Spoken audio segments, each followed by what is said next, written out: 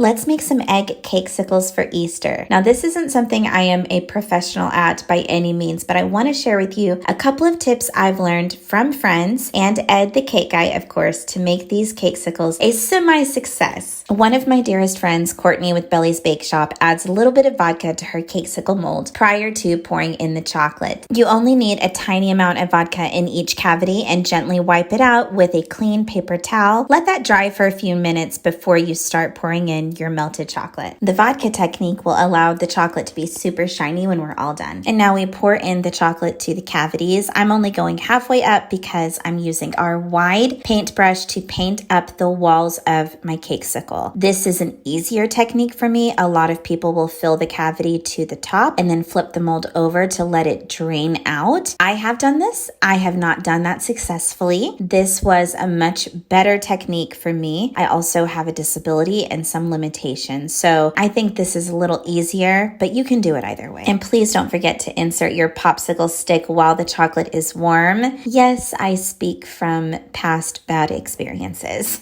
Now we add in our cake filling once the chocolate is completely set. It's just a baked cake with a little bit of icing mixed up in a KitchenAid mixer. Top off the back of your cakesicle with warm chocolate. These adorable spoons are included in our Easter box, so definitely check that out. And then we let the cakesicles cool all the way down to room temperature and completely set up before demolding. And now for my expert advice. This is a technique I came up with when Ed first released the color solution. It is a great binding agent, especially for chocolate and luster dust. Just paint on a thin layer of that color solution, let it dry for a minute or two, and then you go back in with a large dusting brush, which we sell at thesugarart.com, and then grab our edible luster dust wedding gold, because it is one of the top golds in this industry. It is so rich and beautiful and a true gold tone. Now, I wanted to show you guys what happens when you don't allow that color solution to dry a little bit, because I rushed this and didn't wait the 1 to 2 minutes before I started dusting on wedding gold, and see what happened here. It's a little splotchy. So I'm going to show you how to fix it. Grab the same paintbrush that you used for the color solution and do another thin layer on top of your cakesicle.